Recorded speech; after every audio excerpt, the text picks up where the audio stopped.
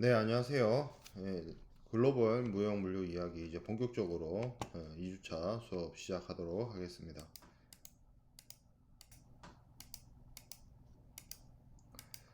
자, 이번 주에 나가게 될 내용은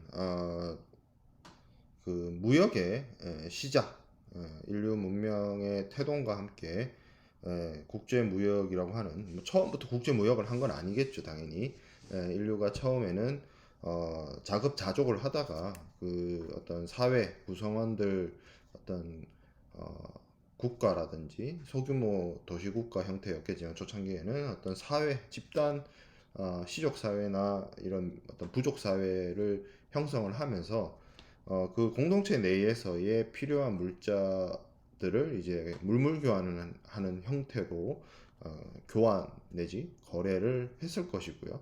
그것이 이제 또 그 고대 사회가 이제 문명화되면서 국가를 형성을 할 것이고 국가 단위에 이르러서는 이제 쉽게 말하면 뭐 우리가 봤을 때 무역이라고 할 수 있을 정도의 교환과 거래가 이루어졌을 것이고 그것이 국가 단위의 어떤 시스템으로서 운영되기도 하고 또 이런 교역을 전문적으로 취급하는 상인 집단이 나타나서 그것을 전문적으로 진행하기도 하는 그런 형태로 발전을 해 왔을 것입니다. 그래서 그러한 인류의 역사와 문명의 발전 그리고 그러한 변화를 가지고 오게 만든 여러 가지 역사적 사실, 혁신 그런 패러다임 시프트들을 우리가 좀 살펴보도록 하겠습니다. 자, 인류의 초기 교역을 좀 살펴보면 뭐 오래전, 굉장히 오래전부터 인간과 인간 사이에서는 문명의 발전과 함께 무역, 에, 교역을 했다라는 것을 알 수가 있습니다. 좀 재미난 것이 있는데요. 이것이 그 헤로도토스라는 그리스의 유명한 역사학자가 있습니다. 그 역사학자의 그 사람이 쓴 책이 히스토리예요, 히스토리. 그래서 그 뭐 역사의 아버지 뭐 이렇게 얘기를 하는데 뭐 좀 그 역사책 자체는 뭐 가장도 많이 있고 해서 그런 내용들이 조금 고려돼야 되는 부분이긴 한데 어쨌든 이 헤로도토스의 역사에서 카르타고 사람들과 서아프리카의 리비아 어, 카르타고와 카르타고에 대해서는 이번 주 강의에서 조금 뒷부분에서 다시 얘기하게 될 거고요. 요 사람들 사이에 언어가 통하지 않는 집단 간에 침묵의 교역이라는 것을 했습니다. 그 침묵의 교역이라는 게 어떤 것들이냐면 이제 카르타고가 해상 민족이라 가지고 선박을 이용해서 대규모의 물건을 운반을 해서 해안가에다가 물건을 내려놓으면 이제 기다리는 거죠. 그래서 그 원주민들이 서아프리카 지역에 살고 있는 오늘날의 뭐 리비아 이런 쪽이겠죠. 그쪽에 이제 사람들이 와서 물건의 상태를 보고 그 물건의 값을 치를 수 있을 만큼의 어떤 뭐 이런 것들을 바닥에 두고 갑니다. 그러면 카르타고인들이 배에 물러나 있다가 와가지고 다시 와가지고 금을 살펴보고 이 정도의 양이면 충분하다라고 하면 그걸 금을 그대로 들고 가는 것이고 충분하지 않다라고 판단되면 금을 놔두고 다시 배로 돌아가는 거죠.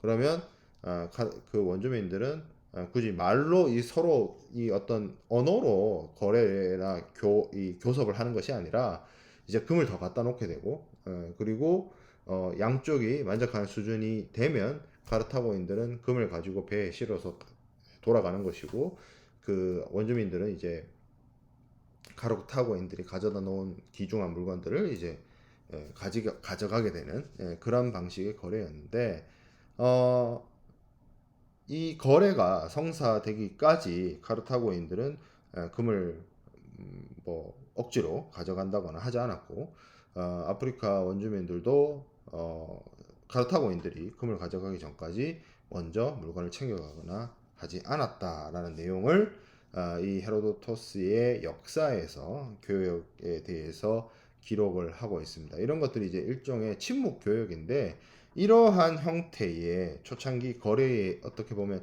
한 단면이죠. 물론 모든 고대 시대의 인류의 무역이 이러한 모습을 띄었다거나 하지는 않았을 거예요. 다양한 형태와 다양한 어떤 간습으로서 언어와 문화가 다른 집단 간의 물물 교환 내지 상호 그 어떤 무역이 이루어졌을 텐데 그러한 어떤 고대에 있었던 그러한 무역의 한 단면이라고 생각을 해 보면 될 것 같습니다.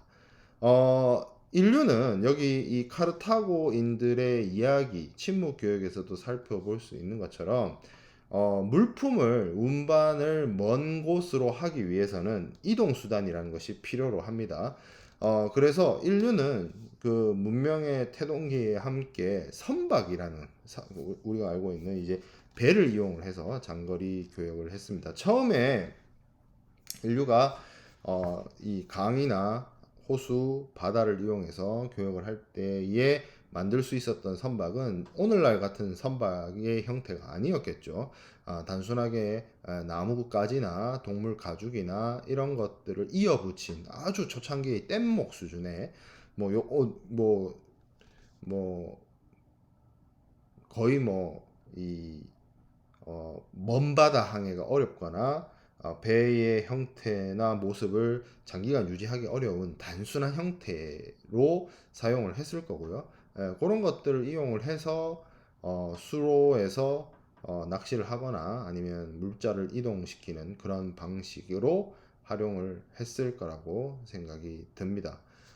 수상 운송은 이 수상 운송을 함으로 인해서 인류가 어떻게 보면 그 이 무역이라는 시스템을 발달시키고 각자 각 지역에서 필요한 물자를 근데 그 지역에서 나지 않는 물자를 어떻게 보면 수입하는 데 있어서의 에, 가능성을 가져왔다라고 볼 수 있어요.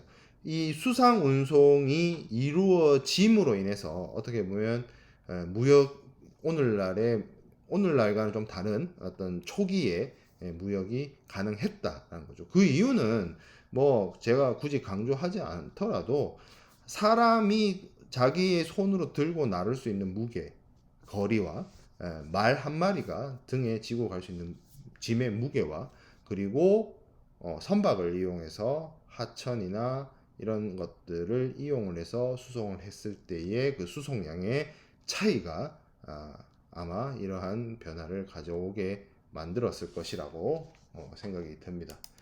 자, 인류의 여러분들이 역사를 공부를 하다 보면 인류의 4대 문명이라는 얘기를 합니다. 대표적으로 중국의 항아강 문명, 인도의 인더스강 문명, 그리고 이집트의 나일강 문명이 있는데 오늘날 이라크, 쿠웨이트 이 지역에 해당이 되는 메소포타미아라는 문명이 있습니다. 이 메소포타미아라는 문명은 티그리스 강과 유프라테스 강이라는 두 강 사이에 있는 강 사이의 땅이라는 뜻으로 각의 의미예요. 메소포타미아라는 의미가 이 메소포타미아라는 지역은 지금 오늘날의 이라크인데 거기가 보면 주변을 살펴보면 이란이나 터키 쪽은 굉장히 고산지대 산악 지형이고 그리고 쿠웨이트 남쪽 오늘날 쿠웨이트 남쪽에 사우디아라비아가 있는 지역 아니면 이스라엘이 있는 그쪽 지역 레반트 지역을 살펴보면 전부 다 또 사막 건조한 사막 기후예요. 그럼에도 불구하고 이 메소포타미아 지역은 이 티그리스 강과 유프라테스 강의 영향으로 인해서 물이 충분했고 그 충분한 물을 바탕으로 농경이 발달을 하게 된 거죠.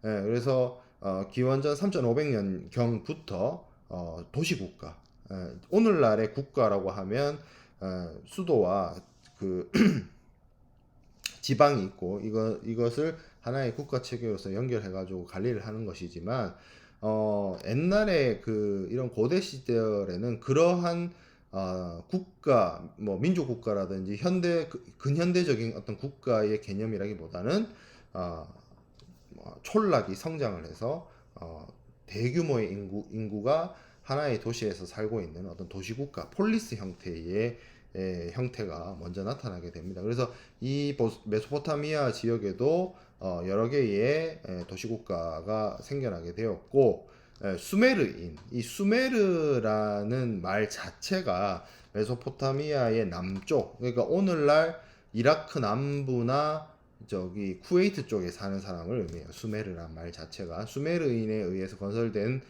대표적인 도시인 우르크라는 곳에서 이제 문명을 발전을 시켰죠.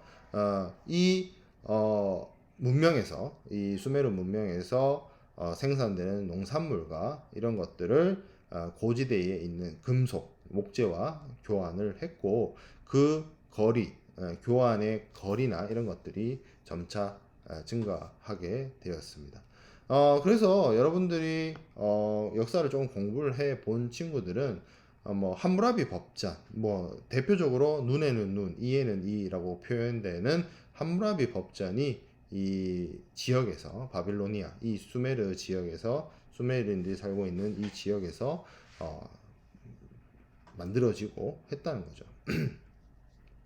이 티그리스 강과 유프라테스 강이 가져다주는 이 비옥한 환경 하에서 농업 생산량이 증대되어서 이 지역에는 계속 바빌로니아라든지 히타이트라든지 아시리아라든지 이런 왕국들이 흥망성쇠를 거듭을 했고, 이 지역이 지금도 어떻게 보면 문명의 교차로라고 할 수 있는데, 오늘날의 중동 지역도 아시아에서, 그리고 아프리카에서, 그리고 유럽이, 아프리카, 아시아, 유럽, 이 3개 대륙이 교차점이죠. 그래서 이 지역에서는 옛날부터 오랜 고대 시절에서부터 그 어떤 교역의 매개지, 어떤 중간 기척지 역할을 했다는 거죠.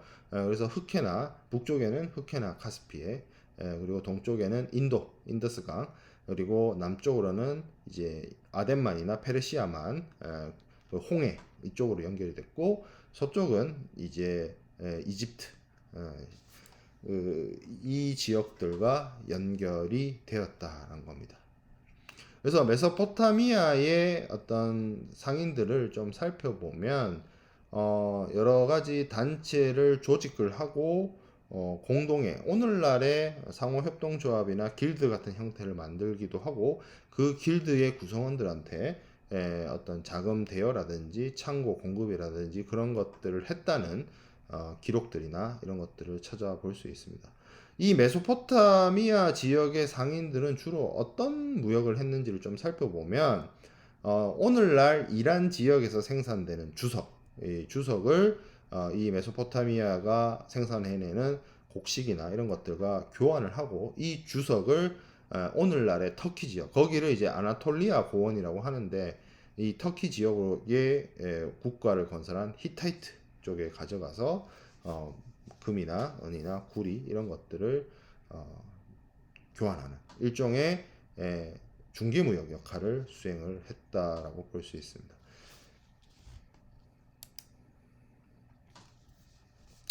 자, 그러면 이 메소포타미아의 여러 가지 기록들이나 유물들이나 이런 것들을 살펴봤을 때 메소포타미아가 일종의 중개무역 역할을 수행을 했다라고 볼 수가 있는데, 그것을 가능하게 한 그 어떤 근거나 어떤 뭐 환경이라는 걸 좀 살펴보면 아무래도 티그리스 강이나 유프라테스 강이라고 하는 아주 대표적인 큰 강을 이용을 해서 배를 이용해서 실어 나를 수 있게 되었기 때문이에요. 그래서 이런 강이 주로 이제 4대 문명, 인류의 4대 문명이라고 하는 곳들의 공통적인 특징이 항아강이 됐든 인더스강이 됐든 나일강이 됐든 아니면 이 메소포타미아 지역이 됐든 큰 강이 있어서 큰 강을 이용을 해서 물을 이용하여 농사를 잘 지을 수가 있었고, 그리고 이 강을 이용을 해서 하나의 어떤 교통수단, 교통로를 만들 수 있었다는 거죠. 그래서 필요한 물자나 이런 것들을 강을 이용을 해서 운반을 했다라는 것인데, 티그리스 강과 유프라테스 강은 기본적으로 이 지역의 바람이 계절풍이라고 하나요? 이런 것들이 북쪽의 상류 지역에서 하류 지역으로 붑니다. 바람이. 그래서 강을 거슬러 올라가기가 어려워요. 우리가 뒤에서 나일강을 공부를 하겠지만 여기 지도를 제가 강의 자리에 넣어놨기 때문에 볼게요. 자, 여기 나일강이죠. 이게 이집트고 나일강인데, 나일강은 이쪽이 상류입니다. 강의 상류. 그리고 이쪽으로 강이 흘러요. 북으로 흐릅니다. 남에서 북으로 강이 흐르죠. 그러면 이쪽 강의 상류에 있던 사람이 강의 하류 지역으로 내려가기 위해서는 그냥 강물에다가 배를 띄우면 돼요. 그러면 그 강물의 흐름에 따라서 밑으로 하류로 내려가게 돼 있죠. 강물은 상류에서 하류로 흐르니까. 근데 이 이제 하류에 있는 사람이 상류 지역으로 강을 거슬러 올라가려고 하면 강물의 흐름이 반대 방향으로, 강물의 흐름과 반대 방향으로 배를 이동을 시켜야 되는데, 이걸 어떻게 하느냐는 거죠. 근데 이집트의 경우에는 이 지역, 이 중동 지역의 대체적인 바람이 북쪽에서 남쪽으로 불었다는 거예요. 북쪽에서 남쪽으로. 한국의 경우에도 주로 이 겨울에는 북쪽에서 바람이 불어오고 이런 거 있잖아요. 그 여름에는 이제 남쪽에서 바람이 올라오고 이런 거 계절풍. 그러다 보니 나일강은 상류에서 하류로 내려올 때는 강물의 흐름을 이용을 하고, 이 하류 지역에서 상류로 강을 거슬러 올라갈 때는 돛을 이용해서 바람의 도움을 이용을 해서 강을 거슬러 올라갈 수가 있었습니다. 나일강은. 근데 메소포타미아 지역입니다. 지금 여기가 나일강이고 여기가 티그리스 유프라테스 강이 있는데, 오늘날에 이제 이집트 지역을 정확하게 간통을 하죠. 이 메소포타미아 지역에 있는 이 두 강은 강물이 이쪽 터키 쪽에서 이쪽 페르시아만 쪽으로 강물이 흘러내려옵니다. 강물이 북에서 남으로 흘러요. 그래서 강을 따라 내려올 수가 있는데 역으로 거꾸로 올라가기가 어렵다는 거죠. 왜? 강물만 하류 쪽으로 흐르는 것이 아니라 바람도 맞바람이 불기 때문에 이 맞바람을 뚫고 상류로 거슬러 올라가는 것이 굉장히 어렵다는 거죠. 어떻게 보면 사실 뭐 기회가 되면 또 말씀을 드리겠지만, 이 바다나 강에서 항해를 하는 데 있어서 역풍을 뚫고 이게 전진하기 위해서는 필수적으로 세로돛을 써야 돼요. 세로돛을. 그런 세로돛을 써야 되는 문제가 있는데, 그 세로돛을 발명해낸 것도 굉장히 인류 역사에서 조금 한참 뒤의 일입니다. 세로돛이란 개념이 이렇게 생각을 해보면 돼요. 배가 앞으로 나아가는데, 지금은 배가 바다를 항해하는 데 있어서 엔진의 힘을 동원하잖아요. 동력선이잖아요. 모터, 내연기관. 근데 내연기관이 없던 시절의 배를 한번 생각을 해보세요. 사실은 그것을 배를 정밀하고 정확하게 컨트롤하기가 굉장히 어렵습니다. 동력이 없다면, 자체적인 어떤 엔진과 같은 모터가 없다면, 모터십이 아니라면 배를 미세하게 조정해서 컨트롤한다는 것이 굉장히 불가능해요. 가능했던 거는 예전에 이제 노끈을 이용해서 노를 젓거나, 아니면 이제 어떤 바다의 물의 흐름이나 어떤 바람의 힘을 이용을 해야 되는데, 바람의 힘을 이용한다 하더라도 바람이 뒤에서 나를 밀어주면 그 바람을 받아서 앞으로 나아갈 수가 있지만, 바람이 내가 나아가야 되는 방향 쪽에서부터 불어온다면 역풍을 뚫고 앞으로 전진해야 되는 거잖아요. 그걸 가능하게 하려면 세로돛이라는 게 필요해요. 세로돛. 이게 제가 메모지인데, 메모지는 가로돛이라고 생각을 해봅시다. 그러면 배가 이런 돛을 펼쳤다라고 하면 이 뒤쪽에서 오는 바람을 그대로 앞으로 전달할 수 있는 힘을 받을 수가 있겠죠. 근데 이러한 돛을 달고 역풍을 뚫고 앞으로 나아가려고 생각을 해보세요. 그러면 이 넓은 돛에 바람이 이런 방향으로 때릴 거 아니에요. 그러면 배가 앞으로 전진할 수가 없습니다. 그래서 어떻게 하냐면 삼각형이 필요해요. 삼각형도.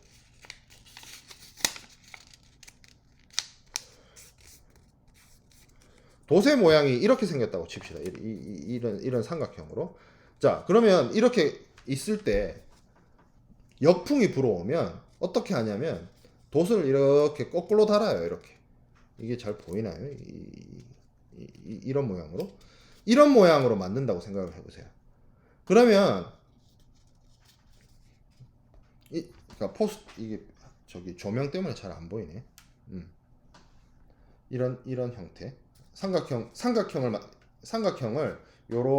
그러니까 삼각형을 평면으로 이렇게 걸어 놓는 게 아니라 삼각형을 약간 이렇게 구부리는 거죠. 구부리면 정면에서 오는 바람을 이게 너무 작은 종이를 써서 그런가?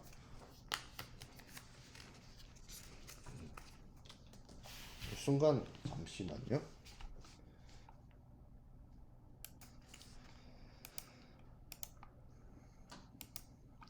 제가 좀 큰 종이를 가져왔는데, 예를 들어서 돛을 이런 삼각돛을 달았다고 칩시다. 예, 그러면 예를 들어서 이 돛을 이렇게 하는 거죠. 이렇게 거꾸로. 그러면 바람이 정면에서 불어오더라도 이 돛을 타고 돛을 팽창을 시킵니다. 앞에서 오는 바람을 이용을 해서 역추진을 할 수가 있어요. 이 삼각형 돛을 접는 방식으로. 예, 그래서 이걸 잘 조정하는 방식으로. 자, 그래서 역풍을 뚫고 갔는데 이 시기에는 그 정도 수준은 아니었어요. 그래서 어떤 것들이 활용되었냐라고 보면 쿠파라는 형태의 배가 이용이 됐습니다. 어떻게 생겼냐? 이렇게 생겼어요. 오늘날에도 그 모습을 찾아볼 수가 있습니다. 이렇게 생겼어요. 이게 어떻게 만들어진 거냐?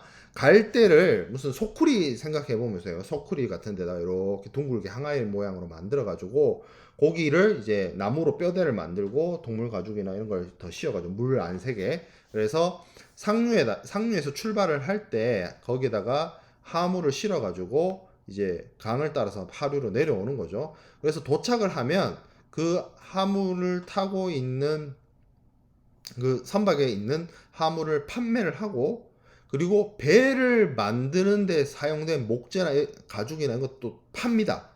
그러고 나서 상류로 돌아올 때는, 그러니까 하류로 내려갈 때는 쿠파 만들어서 내려갔잖아요. 근데 하류에서 다시 상류로 갈 때는 뭐 육상으로 이동을 하는 거죠. 육상으로. 이런 방식으로 사용을 했어요. 자, 그럼 메소포타미아 지역에서는 주로 어떠한 물자들이 이제 이 시기에 거래가 되었냐라고 살펴보면 목재라든지 석재라든지 금속, 그리고 뭐 섬노감이나 뭐 이건 이제 돌 종류입니다. 좀 귀한 이제 준보석에 해당되는 뭐 그런 것들, 청금석 이런 것도 이제 준보석인데 뭐 금 이런 것들. 청금석은 요렇게 생겼어요. 이렇게. 요게 이제 이집트에서 청금석을 사용한 장식이고, 요렇게.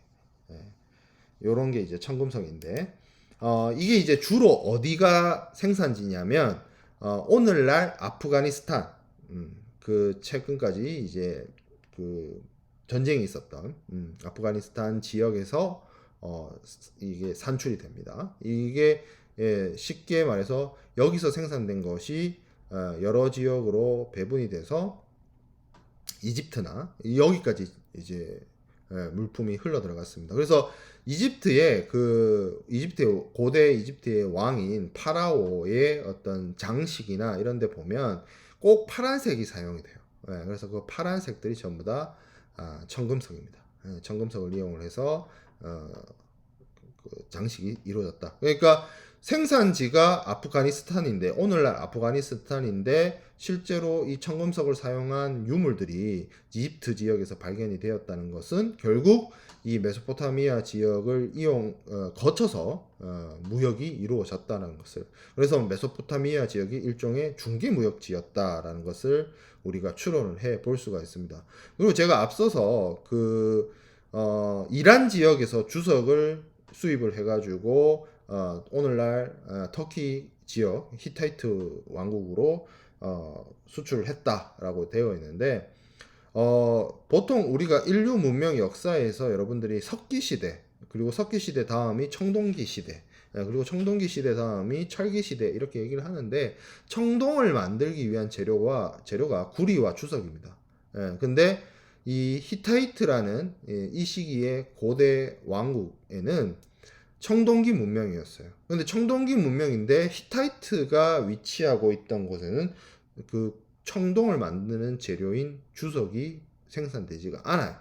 그래서 자신들의 어떤 무기나 필요한 뭐 청동기를 무기로 썼다는 것, 뭐 제사용구로 썼다는 것, 뭐 여러 가지 의견이 있지만 어쨌든 그걸 뭐 제가 뭐 고고학적인 얘기를 여기서 하는 것은 아니고 필요한 물자를 해외에서 가지고 왔다라는 어떤 증거로서 사용되어질 수가 있고요.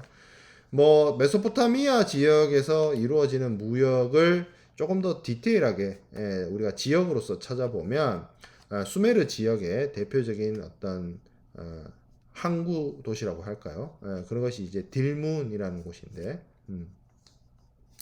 이 딜문이 오늘날 어디를 말하냐면 올 연말에 월드컵을 개최하게 되는 카타르 지역이라고 이해하면 좋습니다. 거기서 이제 그 메소포타미아, 이라크, 오늘날 이라크가 있는 지역과 오늘날 카타르가 있는 지역이 무역을 했다. 뭐에 대해서 곡물이라든지 이런 것들을 메소포타미아 지역에서 딜문 지역으로 수출을 하고 딜문 지역에서는 진주라든지 그리고 대추야자, 주석, 뭐 석재 이런 것들을 이제 그 수입해 왔다는 거죠. 그러면 이렇게만 이야기를 해보면 딜문 지역이 뭔가 석재나 목재 같은 것을 생산할 수 있는 곳이가라고 생각할 수 있는데 제가 이 딜문 지역이라는 곳이 오늘날 카타르라고 얘기를 했죠.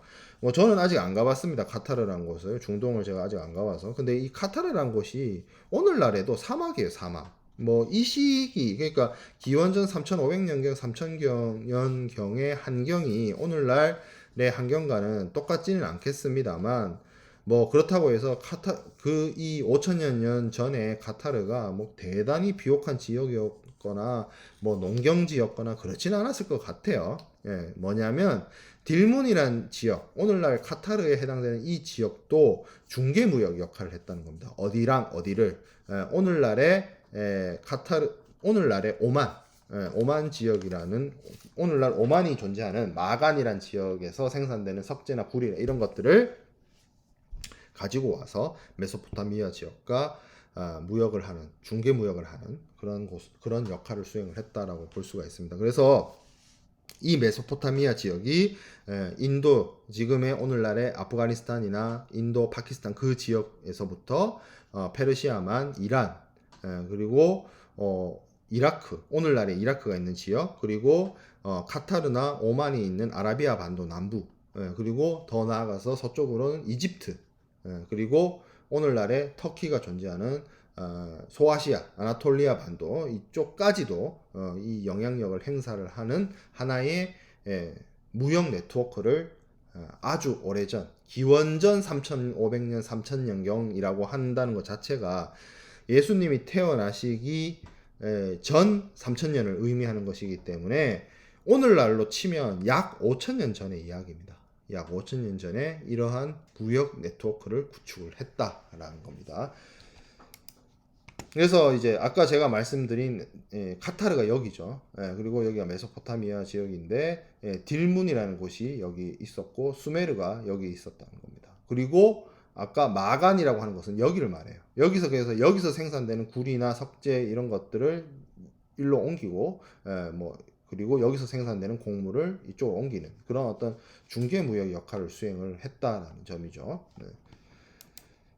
자, 그래서 인류 초기에 어떤 여러 가지 어떤 뭐 암각화라든지 부조나 돌에 새겨진 어떤 그림이나 뭐 문헌이나 이런 걸 통해서 굉장히 오래전부터 인류는 무역을 통해서 자신이 필요로 하는 그런 어떤 물품을 주고받는 어떤 교역을 했다라고 볼 수가 있는데 사실 그런 것들이 가능하게 되기 위해서는 몇 가지 중차대한 인류사의 어떤 큰 혁신과 혁명이 일어났다는 거죠. 가장 중요한 어떤 혁명은 어떻게 보면 농업혁명이라고 볼 수가 있습니다.